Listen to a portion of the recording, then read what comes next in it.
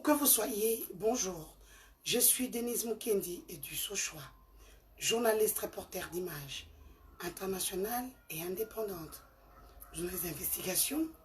Je suis aussi un photographe professionnel, experte en nouvelles technologies d'information et de la communication. Et j'ai un double master en communication institutionnelle. Aujourd'hui, je viens devant vous afin de créer une chaîne de solidarité ensemble pour Eliane Bafeno. Pour ceux qui ne le savent pas, Eliane Bafeno est cette jeune fille de 20 ans qui a dénoncé ce qu'elle a vécu au sein d'une église appelée la Cité Bethel. L'histoire qui a passionné les réseaux sociaux est amenée aujourd'hui au niveau de la justice congolaise. Mais comme vous-même vous le dites, la justice congolaise est compliquée. Seule, n'ayant pas un travail décent, n'ayant pas un soutien financier, elle ne saura aller jusqu'au bout. Le combat d'Eliane est mon combat, et ton combat, et son combat, notre combat. Le combat de toutes les femmes africaines, de toutes les femmes éparpillées partout dans le monde. Parce que son histoire, elle a préféré briser les silences. Là où les autres ont préféré se museler elles-mêmes afin de rester esclaves de leur propre corps. Aujourd'hui, je me lève sans honte ni vergogne parce que ce que je fais, c'est pas dans nos pays. En Belgique, nous avons K40. En France, nous avons Resto du Cœur. Ces pays-là aident à 70, 60%. Et même pour dire 80%, beaucoup de pays africains qui ont un sous-sol et un sol riche plus qu'eux. Ainsi, je demande à toute personne de bonne volonté d'aider Eliane afin de faire face à son bourreau. Parce qu'elle n'ira pas seulement en justice, il y aura des marches, des dénonciations, dénoncer aussi l'ingérence de main noire dans ce dossier. Eliane Bafeno n'est pas parfaite, certes, mais le combat d'Eliane Bafeno est le combat de toutes les femmes. Pour toutes ces femmes qui attendent le 8 mars, le mois de mars, pour faire parler d'elle, c'est aujourd'hui qu'il faut commencer le 8 mars. Parce que le cas d'Eliane Bafeno, c'est un cas qui touche la jeune fille congolaise, qui touche la femme congolaise, devant un homme qui est considéré comme son pasteur, qui a de l'influence sur elle, un éducateur de masse. Disons non à tous ces bandits tabac qui sont en train de faire une campagne, qui sont en train de parler en mal de la vie passée de cette fille pour taire son histoire. En tant que femme de médias, femme influenceuse, cette femme je suis la voix de toutes les sans-voix. Je suis la voix de toutes ces femmes qui sont esclaves de leur propre corps. De toutes ces femmes qui ne savent pas parler. De toutes ces femmes qui ne savent pas s'exprimer. Ainsi, je demande aujourd'hui à toutes les ONG de droits des femmes, à toutes les ONG de droits de l'homme, au réseau africain d'aider cette femme, Eliane Bafeno. Par ce canal, je voudrais faire passer un message à toutes ces femmes qui sont dans son cas de sortir de leur tanière. Ça n'en vaut pas la peine. Parce que quand tu as subi ça, ça reste à vie. Vaut mieux en parler. Il y en a une qui a osé briser le silence. Elle s'appelle Eliane Bafeno. Elle n'a pas regardé sa beauté parce que c'est une très belle fille. Elle n'a pas regardé sa beauté parce que c'est son honneur qui est parti. La dignité, on ne l'achète pas dans une boutique et même pas dans un magasin. La dignité, c'est quelque chose, c'est l'humanisme même, comme l'a chanté Fally Ipupa. La dignité, c'est l'humanisme. Mais Eliane Bafeno a préféré mettre de côté tout cela afin de vous raconter son histoire. Elle n'est pas parfaite, mais elle a raconté son histoire. Et son histoire, nous voulons que toutes les femmes qui ont subi cela à l'église Cité Bethel puissent nous contacter. Parce qu'aujourd'hui, nous nous sommes levés comme une Parce qu'il y a des hommes qui soutiennent cette action. Où que vous soyez, soutenons Eliane Bafeno à travers cette chaîne de solidarité financière. Soutenons Eliane Bafeno à travers ses avocats. Le président du collectif des avocats s'appelle Jimmy Ngalasi. Jimmy, c'est très simple. J-I-2-M-Y comme prénom et comme nom. Ngalasi, N-G-A-L-A-S-I. Pourquoi nous avons préféré Jimmy Ngalasi? Parce qu'Eliane Bafeno est menacée. Sa carte SIM a été switchée par son ex-fiancé qui a récupéré le numéro. C'est pour vous montrer à quel point elle n'était pas préparée pour aller en justice. Tout ce qu'elle voulait, c'était vous raconter son histoire. Et comme elle est dit si bien, sœur, à naissance, main dans la main, soutenons Eliane Bafeno Kitoko. Elle a besoin de vous. La justice congolaise est ce qu'elle est. Mais sans vous, elle sera muselée. Mais avec vous, son histoire qui est déjà racontée dans tous les médias, partout au monde, sera un exemple pour tous ces bourreaux qui sont dans des églises, qui se croient décents, qui se croient au-dessus de tout. Soutenons tous Eliane Bafeno à travers une chaîne de solidarité internationale que je lance à travers ma page officielle à Facebook. Cet argent, comme les gens nous posent la question, c'est pour l'aider à faire frais aux honoraires des avocats. Parce que d'ici là, dans quelques heures, les marches vont débuter pour dénoncer. Les marches qui iront de la place triomphale, de la place échangeur de l'Imité, jusqu'à l'église Cité Bethel. Nous allons crier haut et fort pour que le pasteur Moïse Mbiyé puisse quitter la chair parce qu'il est embourbé dans un scandale sexuel. Dans d'autres pays, il ne se montrerait même pas. Rien qu'à faire les petites vidéos qu'il fait prouve à suffisance que dans ces pays, il n'y a pas de justice. Or, nous le savons, que ce pays, il y a des grands hommes. Il y a eu des gens comme le docteur en droit, Etienne Tshisekedi Wamulumba, connus partout dans le monde. Mes frères, mes sœurs, nous avons besoin de vous afin de gagner ce procès de la honte, ce procès entre deux païens. Parce que si le Moïse Mbiyé était un pasteur, il ne voudrait pas aller devant la justice de Dieu pour être interrogé par des juges mondains. C'est un païen tout fait. Et je le dis, je le dis avec mon cœur. Je le dis avec mon cœur. Dans ces pays, comme je le dis, personne ne m'intimidera. Je suis cette femme. J'ai une liberté d'expression. Je connais mes droits.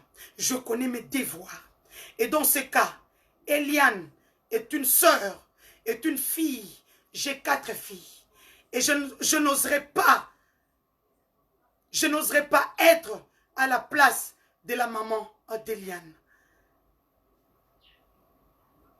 Mes chers frères, mes chères sœurs, il est temps que nous soyons ensemble.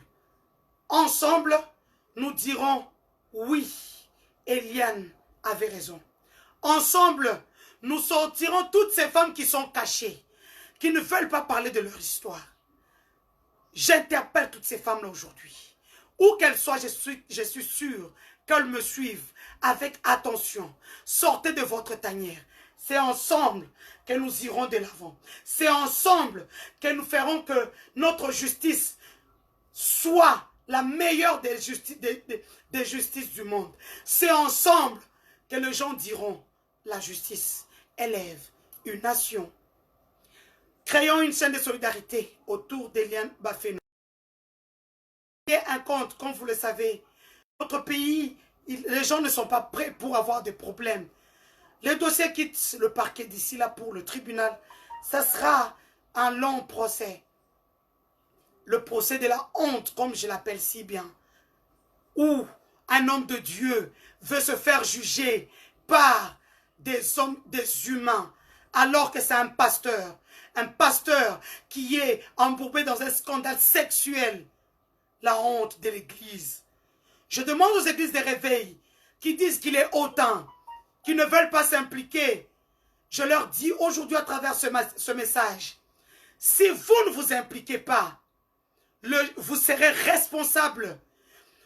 Vous serez comme des pierres d'achoppement de la foi de tous ces chrétiens qui quitteront les églises pour ne plus rien faire, pour tomber dans tout ce que vous dites aujourd'hui, que les esprits impurs sont entrés dans le monde.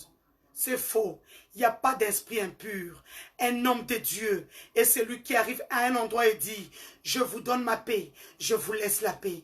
Et un homme de Dieu qui veut aller devant la justice des hommes n'est pas un homme de Dieu. Cet homme-là, il n'est pas consacré. C'est simplement Dieu montre aux yeux du monde qu'il n'était pas, qu'il ne venait pas avec son message, que c'était juste un humain il parlait avec son cœur, son sang et son eau, et non avec la parole de l'Éternel. Alors, chers tous, nous venons de voir la mauvaise volonté qu'exprime le pasteur Moïse Mbiye Sakrik. J'ai entendu depuis plusieurs jours, ou même sa sœur Lydie Mbiye, qui dit la fille n'aura même pas un rond. Je vais dire à Lydie Mbiye à travers cette vidéo, on a vu de Nafissatou Diallo en face de Dominique Strauss-Kahn, candidat aux élections présidentielles. Dominique Strauss-Kahn est tombé.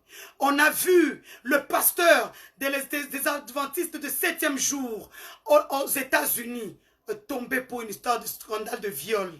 Ne vous en faites pas. Dieu est grand. Dieu a ouvert.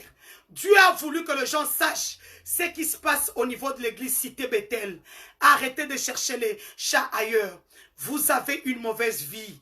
Dieu est en train de vous prouver qu'il est temps que vous puissiez changer à travers celle que vous-même vous appelez une prostituée.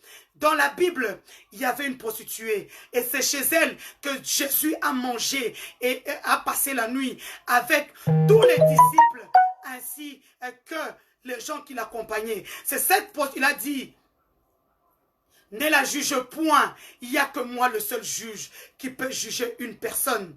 Vous la traitez de prostituée. Nous, on voit en elle une femme qui a brisé le silence. Ainsi, partagez cette vidéo. Partagez cette vidéo partout, dans vos pages, dans vos groupes, sur YouTube, WhatsApp. J'attends de cette vidéo de retomber. Ne soutenez pas seulement Eliane avec les mots, mais soutenez Eliane avec les finances, avec les matériels. Elle a cette volonté de briser le silence. Elle a eu cette force, ce courage d'aller en justice. Nous attendons de vous juste 1 euro, 2 euros. La diaspora congolaise, nous attendons de vous. Vous êtes la force. La diaspora est le premier pilier de l'économie partout en Afrique. Particulièrement en République démocratique du Congo, où on peut compter que la diaspora subvient à l'économie congolaise à 75%, 75% pour les Français. C'est pour vous montrer à quel point vous êtes très important dans ce dossier. Aidez Eliane Bafeno à travers le collectif des avocats, Maître Jimmy Ngelassi. Vous pouvez lui faire un Manitrans, un Western Union, un Manigram, ou même pour ceux qui sont en Belgique, nous avons des gens qui ont leur agence ici. On fait entre agences, ça ne coûte rien. 5 euros, c'est peut-être peu pour vous, mais quand 10 personnes donnent 5 euros, ça fait 50 euros. Quand c'est 20 personnes, ça fait 100 euros. Ça peut aider à élaborer des t-shirts, des banderoles, à payer peut-être le transport, c'est vrai que ce n'est jamais gratuit, de toutes les personnes qui nous accompagneront pour aller dénoncer. Nous disons non à l'ingérence dans ce dossier. Nous disons non à toutes les mains noires. Pour dorénavant, je parlerai, je ne me tairai pas sur toute main noire qui viendra. Ce pouvoir n'appartient à personne, c'est un pouvoir du peuple. Qu'on arrête d'induire ou de citer le nom du chef de l'État dans un sale dossier comme celui-ci. Qu'on arrête de citer le nom du chef de l'État dans un sale dossier comme celui-ci. Et que l'entourage du chef de l'État ne puisse pas s'ingérer dans ce dossier. Parce que ce dossier touche une femme. Quelle que soit sa vie passée, ça ne nous concerne pas. On ne la jugera pas. Nous jugeons le fait. Il y a un pasteur qui a de l'ascendance sur des victimes qui vient de commettre l'irréparable. Le commandant de la police, le major qui a lu devant vous sur une vidéo les charges portées contre Jérémy Kongolo et Clay Kabamba, en passant par Eddie Kachama et Girois, pour dire qu'ils ont volé des vidéos compromettantes et intimes du pasteur Moïse Mbiye. Ne soyez pas les bandits Mitaba. Ne suivez pas les spéculations. Je suis une femme, j'ai grandi en Europe, j'ai vécu en Europe. Comme vous pouvez voir, je transpire, alors qu'il y a une clim. Quand il faut aller à la piscine, je me baigne à la piscine. Quand il faut aller au sauna, je vais au sauna. Vilipendez-moi comme vous voulez. Ces photos-là, c'est moi qui les mets en ligne. J'interpelle Moïse Mbiye de tenir sous la laisse ses avocats, ces bandits Mintaba. On ne touche pas à une journaliste partout au monde. On ne touche pas à une journaliste. C'est très dangereux. Ce pouvoir que vous croyez détenir, on a vu Pharaon qui avait tout. Dieu l'a endurci le cœur. J'ai eu un message cette nuit. Dieu t'endurcit le cœur. Dieu va continuer d'endurcir tes cœurs. Ça, c'est ce qu'on appelle les 10 plaies d'Égypte. Mais ne vous en faites pas. La mer rouge vous consumera. Ainsi, j'ai dit à tous les Congolais, d'ici et d'ailleurs, la diaspora africaine, éparpillée partout dans le monde, les Belges qui m'ont appelé, les Français, les Américains, les Hollandais, les Allemands, aidez Eliane Bafeno. Nous sommes en train de former maintenant une chaîne de solidarité. Parce que sans argent, elle ne pourra rien faire. En Afrique, la justice est ce qu'elle est. Tu as raison, tu as tort. Il faut toujours avoir une source financière. Envoyez-nous les petites vidéos comme celle que je viens de faire maintenant. Je mettrai sur ma page. Nous mettrons sur toutes nos pages pour interpeller nos autorités, faire pression sur nos juges. Pour ceux qui me connaissent, je ne lâche jamais une histoire. Cette histoire, nous serons là et nous applaudirons. Avec vous, bien sûr, soyons ensemble pour aider Eliane Bafeno à travers une chaîne de solidarité. N'oubliez pas, Marie-Laure Mwaka m'a demandé aussi de faire, de mobiliser la diaspora afin de mobiliser une cagnotte pour Eliane Bafeno. Vous comprendrez qu'aujourd'hui, je ne lis pas vos commentaires parce que j'ai un message à faire passer partout dans le monde. Lorraine Lolo ML en France à Paris, elle a aussi ouvert un compte Litchi où elle est en train de mobiliser les finances pour Eliane Bafeno. Ici en République démocratique du Congo, nous avons préféré que vous puissiez faire des transactions financières au président du collectif des avocats d'Eliane Bafeno, Maître Jimmy Ngalassi. Prénom Jimmy, nom Ngalassi. Ainsi, c'est avec vous que nous allons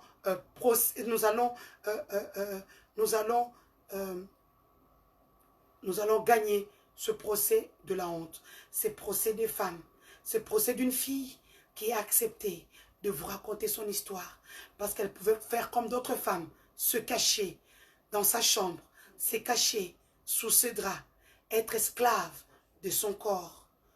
Elle vous a raconté son histoire et moi, je vous ai amené son histoire dans vos maisons, à travers vos téléphones, sans demander votre permission.